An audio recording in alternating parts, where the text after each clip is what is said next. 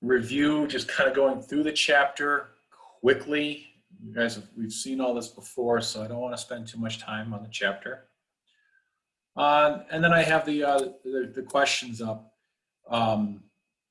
Tomorrow you will be allowed a pencil, and I will provide a piece of paper.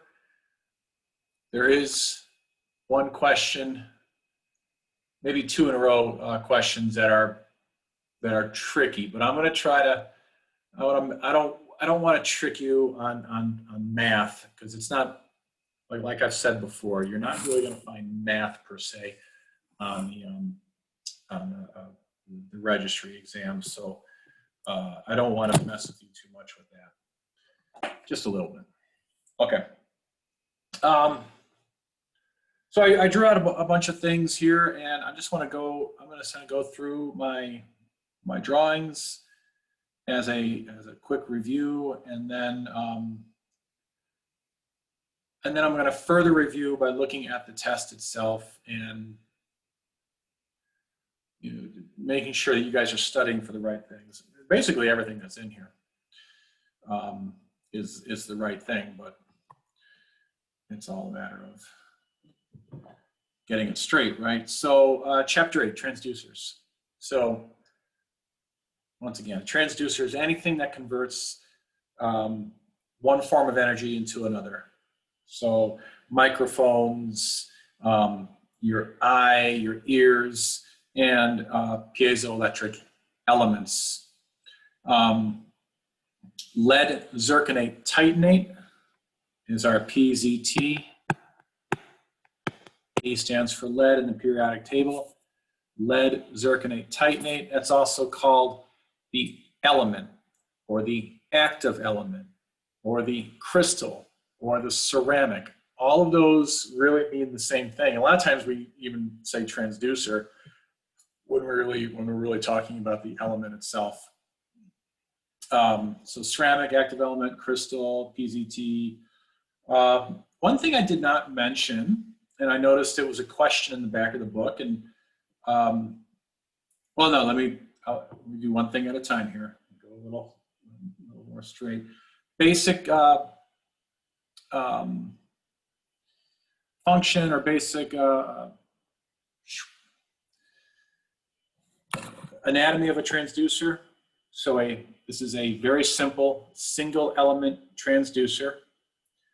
That means one wire, that means one channel, that means this could be a continuous wave transducer, it could be a pulse transducer, we don't really know that. But of course, the part that you hold on to is the case. The case protects you and the patient from electricity. It also protects the internal electronics and wires and everything. That's pretty obvious.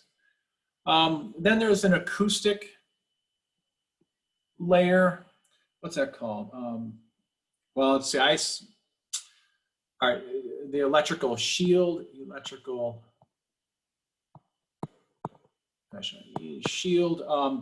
That is like a Faraday cage. If you're familiar with what that is, it protects the. It's a tinfoil hat type of the transducer, and then there's an acoustic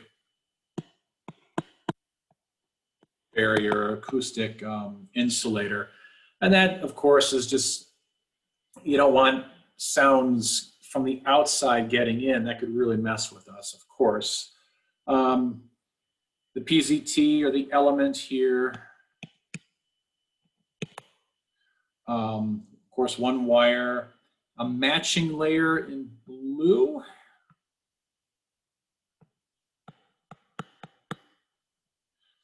And the backing material, or the damping. Backing or damping.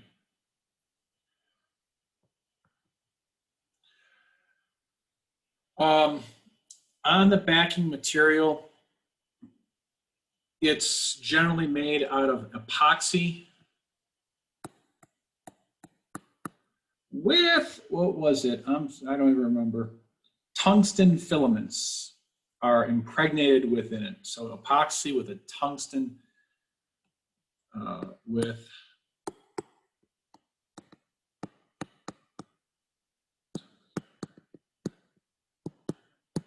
I'm sure this tungsten filament somehow help dissipate this sound. So the backing material, it's Tungsten, it is used within X-ray machines as well because of its high heat.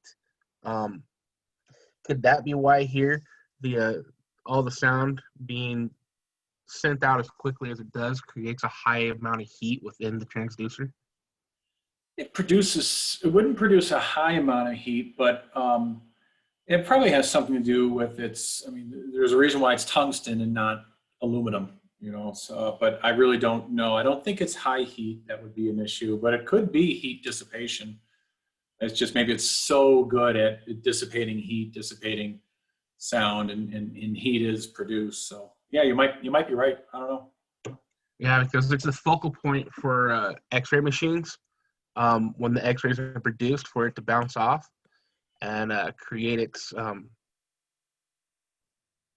Yeah. how do I say it here? Well, the rays come off, so it's set at an angle, but because of the amount of electricity utilized, it creates a high amount of heat, and it is the most effective and least to crack under Oh, okay. that heat. Yeah. I'm sure it's just, I'm sure there's a similar use for that in this stuff as well. So of course, yeah, and the main reason for this is to go from a nice, beautiful ring like you have in a, now actually,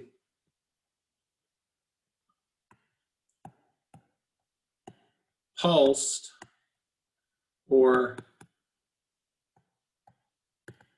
imaging only. Continuous wave transducers do not have a backing layer because they want to continuously ring. So that's what the backing layer does. It reduces our ring to 2, maybe 3 cycles, and then that's it. Remember, short pulse is the best pulse we can get. So that's the main use for it. And of course, when this guy rings, when sound is created here, that doesn't look good. When that PZT element rings, it's going to ring in both directions, and we do not want sound going in that direction. We just pretty much, that would just, if sound went that direction, it would start to reverberate within the transducer and cause all sorts of problems. So that's one reason for it. But the main reason is a short pulse of sound. The bad part is that it decreases sensitivity. So when that echo comes back, it's not gonna hear it as well. Continuous wave transducers hear very slight echoes much better than our pulsed wave transducers. So that's a huge disadvantage, is decreased sensitivity. Now, one of the things that it does, totally by accident, but it's a happy accident. Ultrasound is filled with happy accidents. And this one is a broad bandwidth. Now, in my review today, I remembered that I used it. So I'm going to add another image to here for you guys. I hope this doesn't mess you up, but let's say that this is my fundamental frequency. Frequency O, fundamental frequency, the happy frequency. When you hit that element, that's where it wants to be. And if it were not backed, that's pretty much the only frequency that would sound. In other words, unbacked transducers have high quality. A high quality sound just simply means there's only one frequency sounding. we have low quality. So when we hit our transducers, which are backed, they end out actually with many frequencies. Let's see.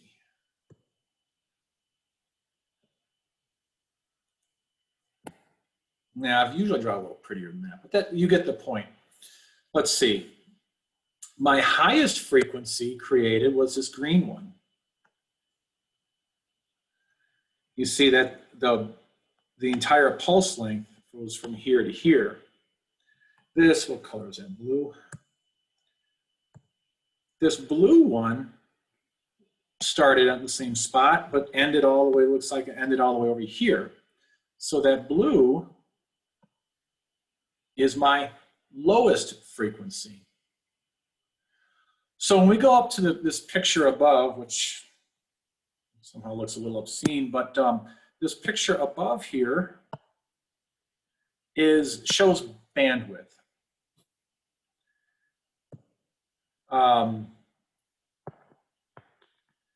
A continuous wave transducer produces a narrow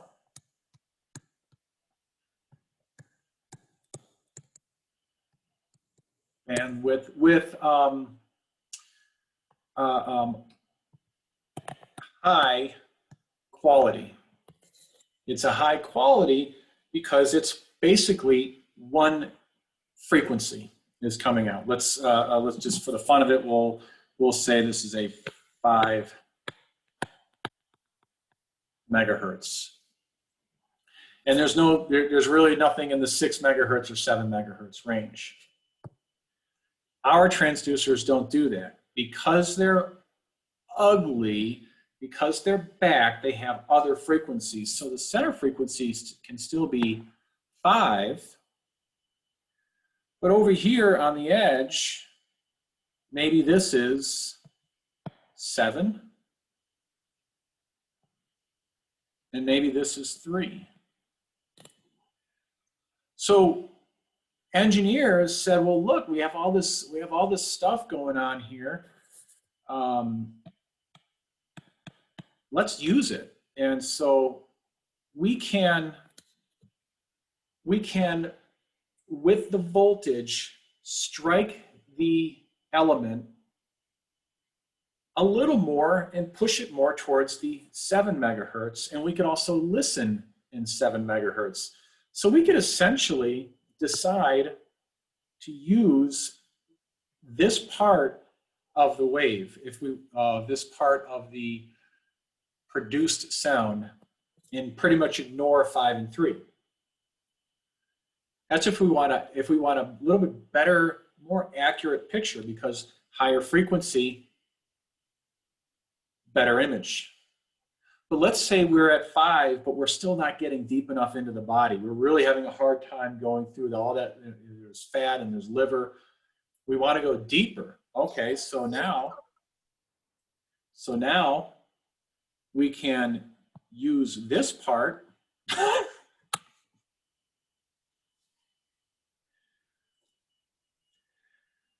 I did not mean that to look like anything, but we could use the 3 and then ignore the 5 and 7. So that's our multi-hertz transducer. That's our broad bandwidth. So that is our pulsed, and that's our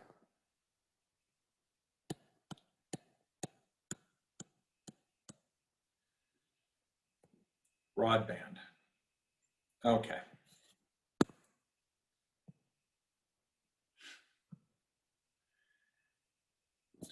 Let's see. Wide band, broad. Quality, well, let's just go ahead. It's, I guarantee you it's not on the, well, this mathematics is not on the test, but I'll go ahead and throw it up just in case I decide to put it in there anyway. Quality factor is just plain Q. The main frequency, I'm going to call it FO,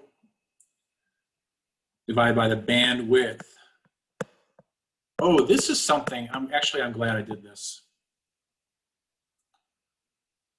Bandwidth.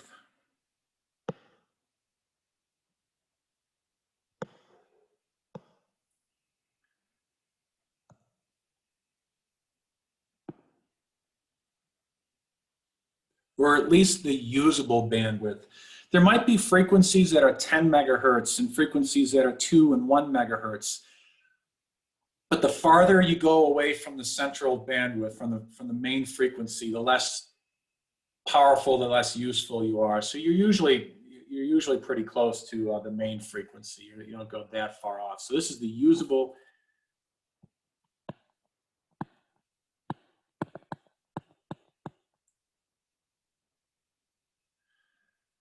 This bandwidth would be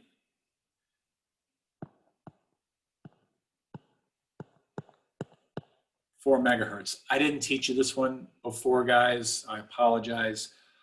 I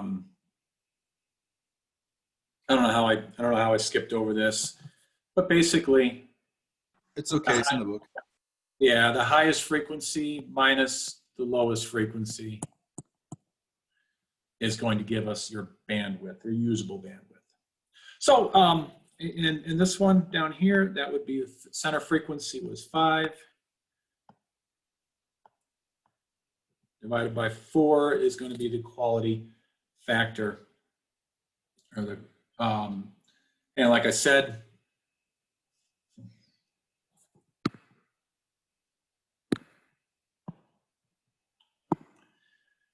in this case, on a continuous wave transducer, you basically have a quality factor of 1. I guess 1 would be the highest quality factor.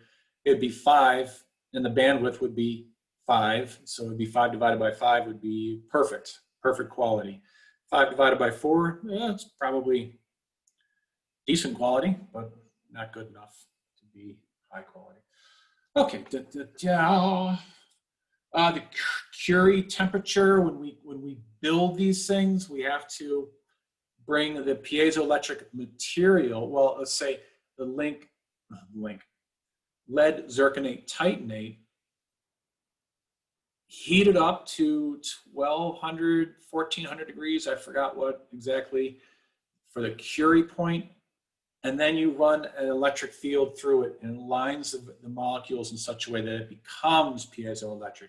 Lead zirconate titanate by itself is not a piezoelectric material. It has to be created in that way. Ooh, why do I have these guys up here?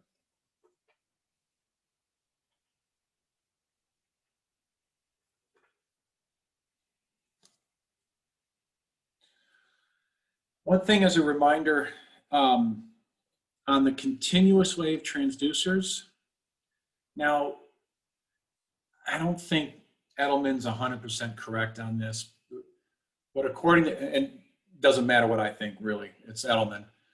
According to Edelman, the thickness of the transducer element doesn't matter. The speed of sound in the transducer element doesn't matter. All that matters is the frequency of voltage that's coming at the element produces the frequency of sound. And he says that's the only thing. Well, okay.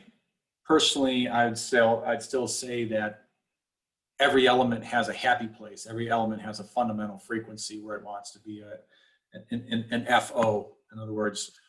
But for continuous wave transducers, electric charge in, this is electric, equals frequency out.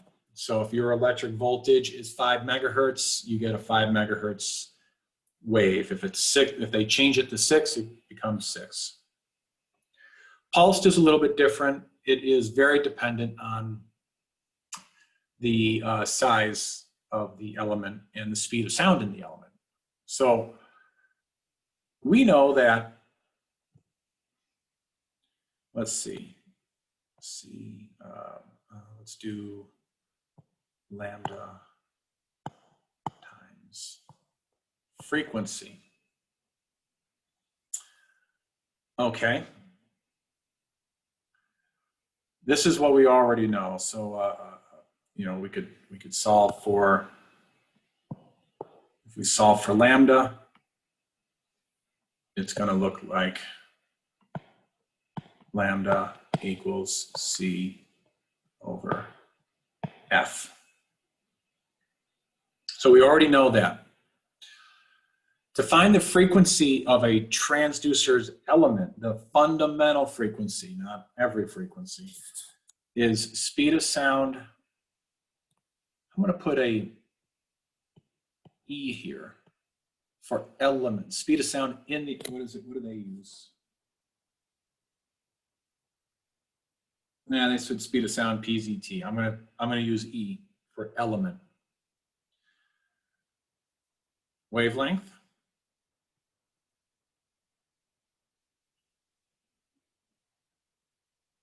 Yes. Now,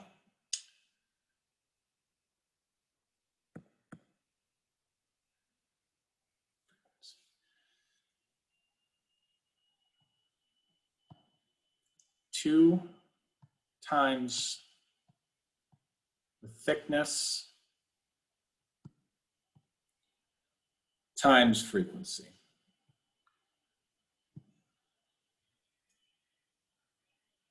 Okay. So now if we solve for frequency on this one,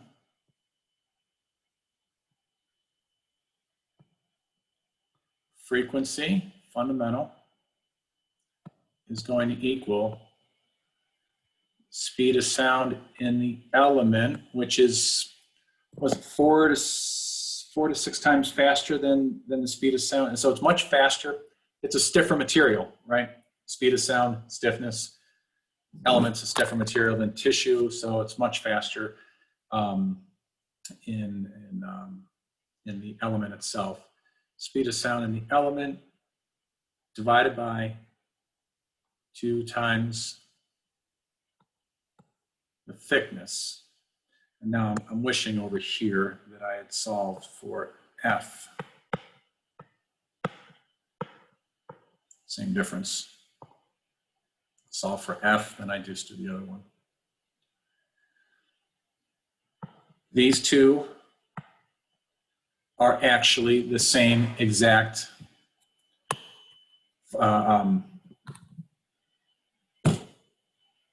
equation. They are the same equation. Why? Let's see. Do I have that open? I don't. Let me show you quickly the reason why. That's not it.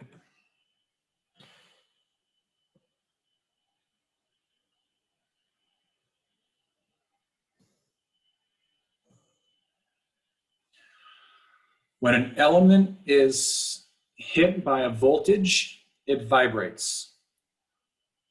When anything is vibrating, it widens. Well, when an element like this, it widens and contracts, expands, contracts, expands, contracts. If you've ever watched a speaker, or more of an old-time speaker, you could actually watch a speaker move back and forth. That's actually creating the sound. This is doing this as well, except it's going to happen in pretty much a microscopic level. We can't see this if we were looking right at an element. Even if we had a magnifying glass, we wouldn't be able to see this happen, but it does happen, that it expands and then contracts. And let me use that guy to help guide.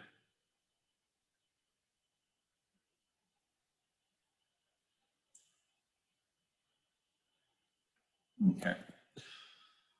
So we could think of each one of these as part of a, I don't know, maybe that's when the transducer expanded. So that would be expansion of element. And this would be our compression.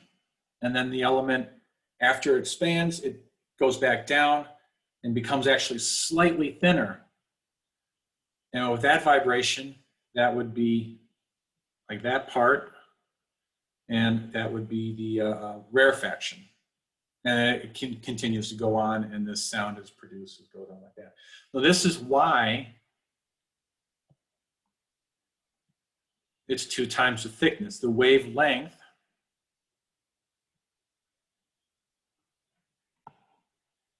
there's 1 cycle. 1 thickness, 2 thickness. That's why it's 2 times the thickness. Okay, moving on. Most people don't even realize that, so trust me, that particular question or that particular piece of knowledge is useful only in as much as you'll never use it again. Okay. All right, I'm flying through sound beams. We can go back for any kind of questions, and once again, I'll go over the test. Well, I won't go over the test. I'll use the test as a guide to talk to you guys. All right, I guess I do need to back up a little. Okay.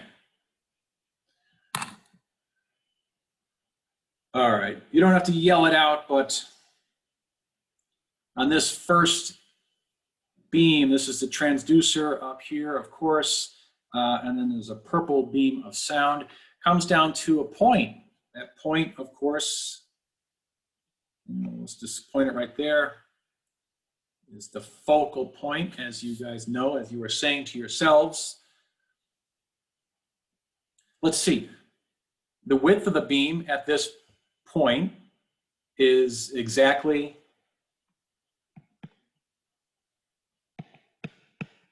1/2 the aperture.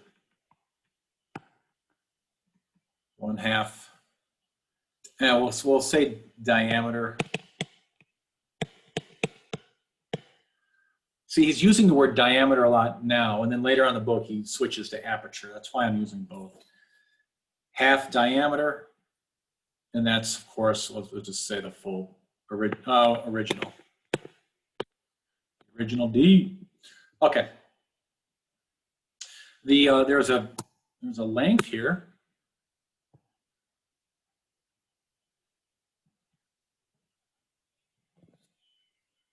That length, of course, is called the, yell it to yourself, near zone length.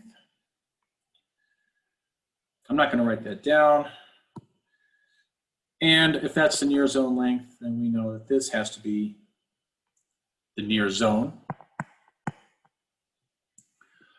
By the way, if this is currently an unfocused transducer. Even an unfocused transducer has a natural focus. Kind of weird, but it does. So this is a natural.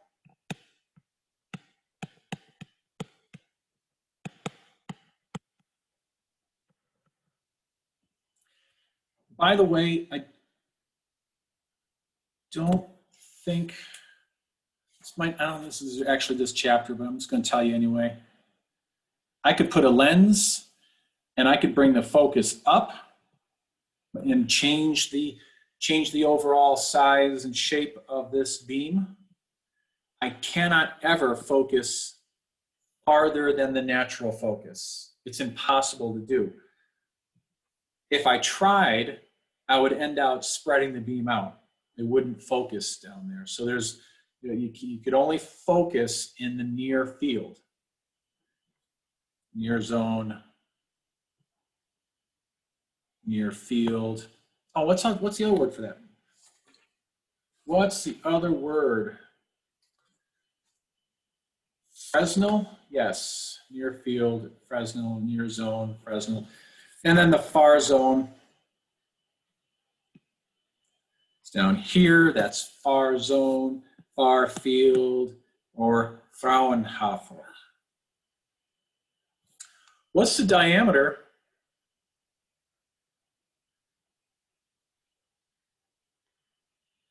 at two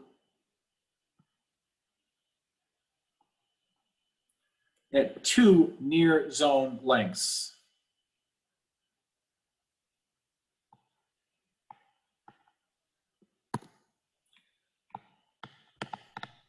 Isn't it the same as the original? Yep, the original. So whatever the diameter, it starts out at 10, it goes down to 5, goes to 10, and then it continues forever to spread at this point. It'll never come back together. So they'll come spread away. Here's a question. Because it goes down to half the diameter, could that be the fact that they, in the transducer itself, that they kind of set it up to where they'll run into each other and then they react once they hit and bounce out? And that's how come they never come back, because they're now spreading away from each other? They are, and this happens naturally. It also happens when we purposely focus. And that is kind of what happens. The Huygens wavelets, they all kind of, there's a point where they're coming down. Let's see, you guys can see me, right? They're coming down like this, and then they get to the focal point, and then they inflect and then continue to spread away. I feel like I was doing deep breathing there. And once, yeah.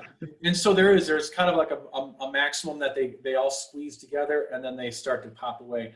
I've actually done it by creating circle after circle, semicircle after semicircle, and I kept on doing it. And if you do it really accurately, it actually will naturally happen. It kind of blew my mind when I first saw that, that I could actually draw it out and create a focus and then eternally spreading away. So that's, yeah, it's just the way it does, the way it works. Oh, there's one last area, and this area is just somewhere in the middle.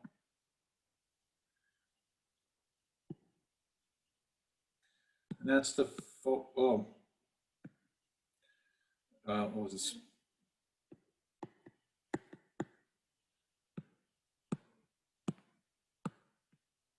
And the focal zone. That just means this is the area where imaging is best. By the way, and when you're able to choose your focus, which we are able to choose, if you're looking at a star right there, focus, that's good, but having a focus right below it is better. But that's neither here nor there for now. That's just more of a lab thing. Okay, so what else can we say about these beams?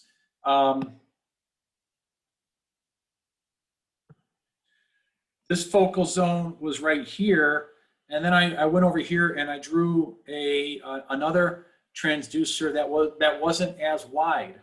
It was a little more narrow. That brings that focus closer. So if you want a far focus, a natural far focus, use a wider element. On here, I've taken the same width or about the same width element, but the thickness is much greater. Of course, that's going to create a different frequency. It's going to create a lower frequency. Low frequency and narrow, we're going to make this even shorter.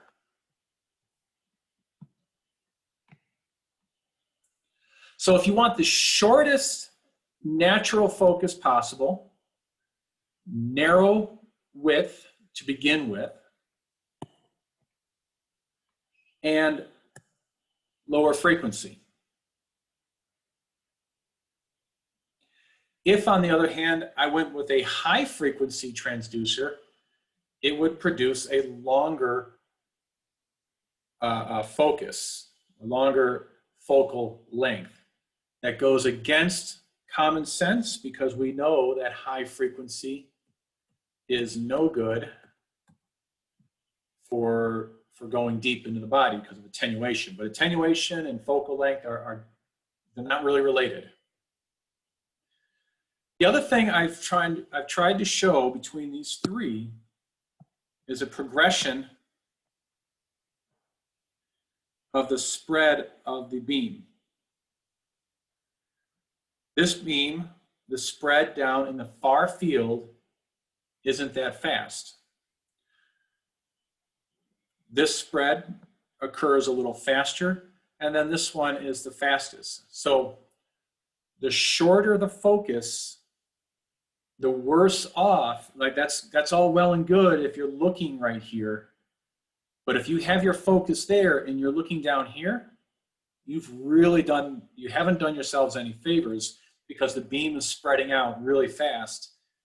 And the more it spreads out, the worse your image is going to get. So anytime you shorten your focus, the far field beam, and therefore the far field image, is worse. Now, talking about that far field image, could it be because when the sound is reflected back, we're going to have, for lack of a better term, the rays of the sound waves missing the transducer on its way back? In a sense, yes. Remember, I think this is the next chapter or two anyway, we started talking about axial and lateral resolution. Lateral resolution is the ability to see how do I want to do this? Yeah, that's right. Two objects that are side by side. In order to see two objects that are side by side, you want the beam to only hit one object at a time. If it hits both objects at the same time, it can't tell them apart. And so in this here, we have good lateral resolution. We see one beam, we see one object with one beam. A moment later, there's going to be another beam that sees this object. Down here,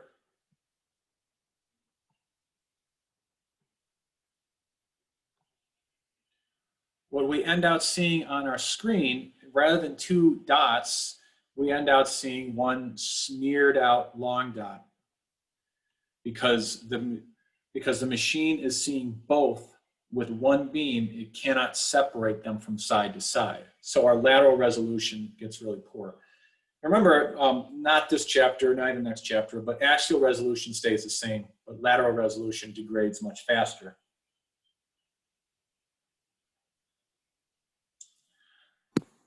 Let's see, and then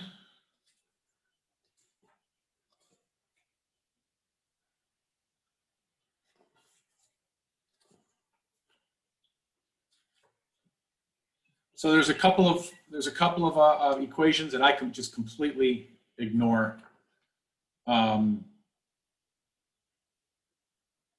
Basically, because even in the book it says, they kind of suggested you could ignore the equations, but they're there just to see. And that's on page 137, the focal depth equation, and on page 140, the sine divergence angle, especially the sine divergence angle. And then really the last thing we talked about is Huygens. So Huygens' principle is this. In this chapter, all we talk about is very basic what Huygens' principle is. We don't see this happen in everyday life, at least with sound. The wavelength of my voice is really very long, meters long. So my mouth would have to be tens of meters wide in order for me to beam sound, which is kind of weird. Now there's other ways of doing it, other ways of beaming sound. The military has some pretty cool equipment for that. And they use a transducer setup that's similar to ours. But in any case, I'm going away from But if the wavelength of the sound, so here I have a picture of a pulse and I've kind of measured the wavelength, you can see that this wavelength is much smaller. This wavelength is much smaller than this aperture. When that occurs, Huygens discovered that for, and I still don't really understand why, the aperture or the sound producing structure acts as if there's really thousands or millions of individual points of sound. And so we get something more like that. By the way, I just drew this right before class, and look at how this is. I'm really actually kind of proud of this.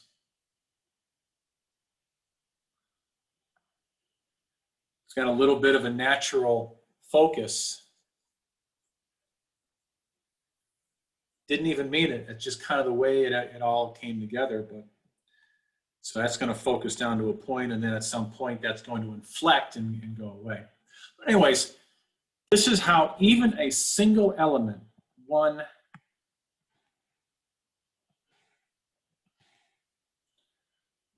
element does this, and that's why single element transducers are actually able to create a beam of sound. If Huygens' principle did not exist,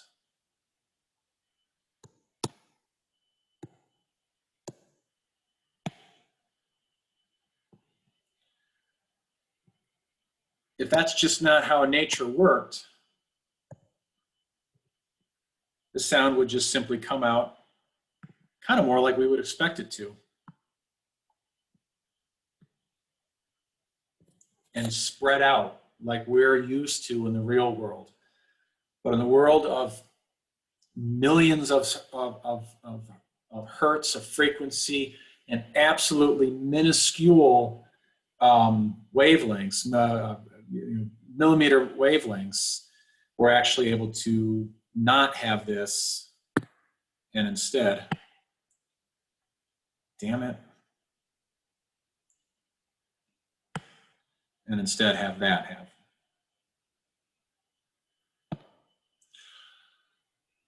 Okay. Interrupt me with questions. I can go back to anything on here that I spoke about and go over it some more. So I'm going to give you something when we take the test. If I forget, then I'm telling you now so that, one, you could practice with this, but also remind me to do this. I'm going to put on the board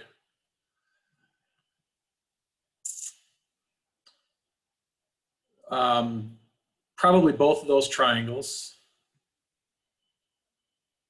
Let me look at them. I'm just telling you, there's one question that's hard. You will be allowed. There is a calculator function on the machine. You just go down to the corner, start typing calculator, and you'll see it. You punch it, and you get a very basic calculator. Because I am going to ask you to do a couple of questions, and it's going to require this. This is pretty hard. I wouldn't remember it, honestly, unless I was totally expecting it, and then I'd make sure I remember it. But I wouldn't remember. If you asked me to do this all of a sudden, I'd be like, oh, I don't remember. So I'll go ahead and I'll put these two up there,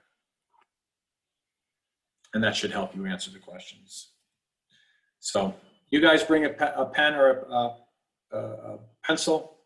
I'll provide a paper, and the computer itself will provide the calculator. Okay, so having said that. Question. The people that come in normally on Thursdays, are we still coming at 8?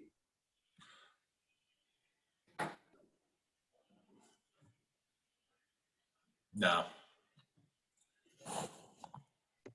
we Well- have lab on Friday for group 2? Yeah, you know what?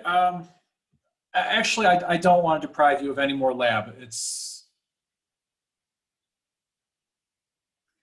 Let's have you come in. So yeah, if group 1, come in at 8 for lab. I'll let you out early so you have a little bit of last minute cram time. So, well, I'll let you out pretty much at 9:30. So I'll give you a half an hour to kind of just look at your notes again. But let's do that. Let's come in for lab because you guys have already been deprived of some. Anyway, and then so yeah, and then Friday. Friday we're fine. Well, Friday we're back to normal. Lab in the morning for one of the groups, Zoom, and hopefully we continue on the rest of this semester, not putting our heads in the sand and worrying about every little infection. Look, I know the disease is deadly, but only for a very small. Kurt, I'm going to ask this question. You can answer it later. Okay. I know there's many of us that have kids that are going back to school the 3rd week of October. Is it changing for us as well that we should be coming in every day all together? Oh, yeah, no, I don't know how to answer that. I think that might be. And obviously, well, no, yeah. I have heard that that's on the discussions, but unfortunately, corporate has the final word on that, and corporate's going by what the government is saying, and they're in conversations with the Department of Education. So really, it's kind of more the Department of Education will tell us what that is. But I did hear. I think I heard October. Either that was October or November or something. In other words, I don't know. Don't ask me. Mr. S, I have another question. Can you go back and say what you said about if the element is thicker, you get low frequency and like narrow something? I missed that part. Can you go back and explain that? Please. So let's just start with this picture right here. You guys are still seeing that, right? Yeah, you should be. With that picture right there, that graphically shows, you won't find that in any of your books. This just kind of graphically shows why a thinner element produces a higher frequency. Actually, let's do a thinner element.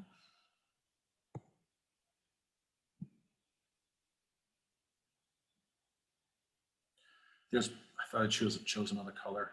My element can't be purple. I just can't do it. There's my thinner element. My sound wave will be purple.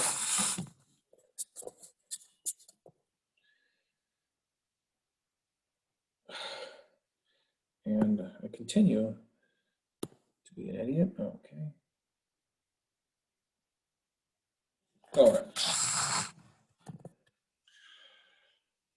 There's my higher frequency. So that part of your question is graphically shown here. Thin element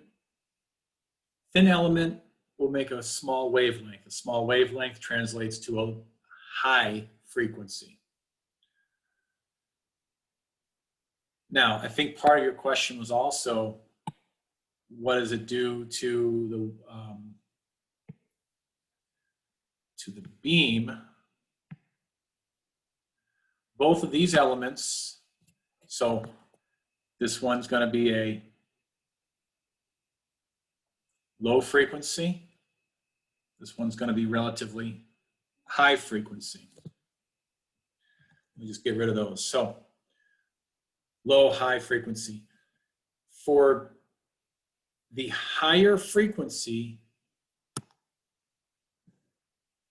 and this, you know what, if I drew it out very carefully, I'd probably figure it out, but that would literally take an hour of my time.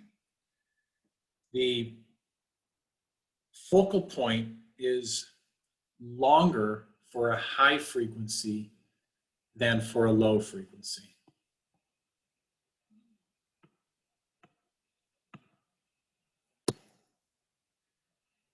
So even though the attenuation is greater in higher frequencies, it has nothing to do with what we're talking about now. This is simply the creation of the focal point. For some reason, a higher frequency has a longer focal point, a lower frequency is shorter. Does that answer your question, Christine? Yes, thank you. Okay.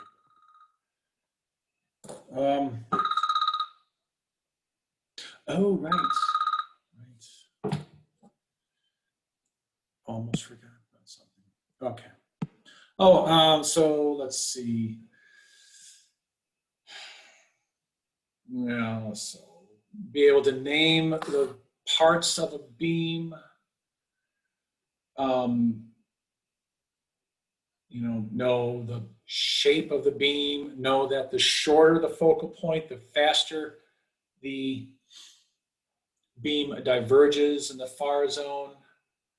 How the aperture goes down to half an aperture and then back up to full aperture again. Difference between a continuous wave is well, there's no backing material. It rings constantly.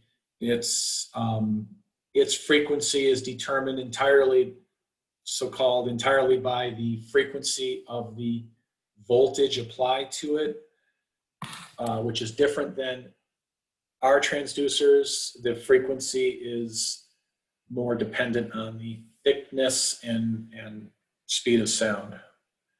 So remember, thickness determines frequency. Speed of sound also determines frequency. Okay.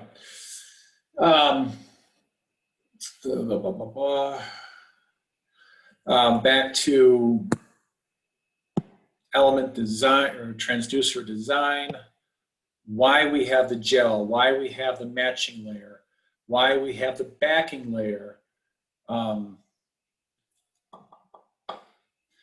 What's good? Small, short pulse, good. Pulse comes back, it has a hard time hearing because of that stupid backing layer. That's bad. So that's the biggest negative of having a backing layer is the decreased sensitivity. So continuous wave transducers are far more sensitive than our regular transducers. Yeah, that made me think of something too, but totally irrelevant. I can't find my mouse.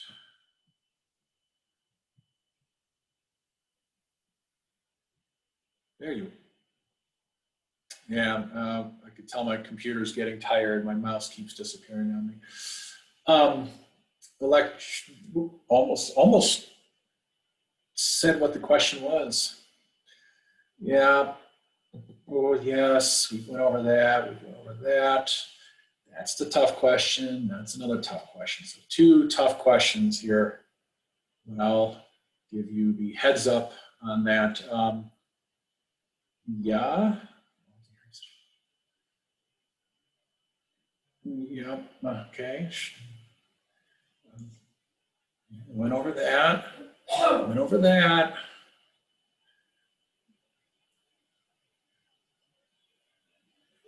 How many pictures are we getting? None, actually. Would you like me to create some pictures? Absolutely not. No. I thought pictures, that's the way I teach, is in pictures. Remember the difference between, and by the way, when the review, if you watch that today, you either have to watch it or pretend to have watched it. That's all that matters to me, but you should watch it. In the review, I caught myself, but I confused my wording.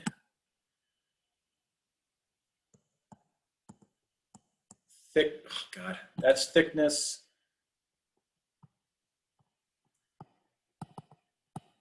Width or diameter or aperture. Know the difference, know what they do and what they don't do. Mm-hmm. Yes, we went over that. Yeah, we went over that. Oh man, you guys are gonna kick butt on this one. Totally gonna kick butt. And,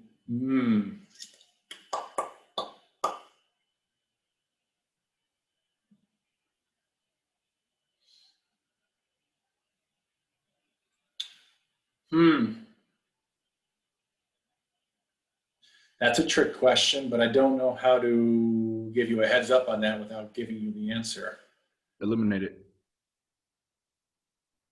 It's all right. Enlighten us. Let's see. Well, let me go on. See,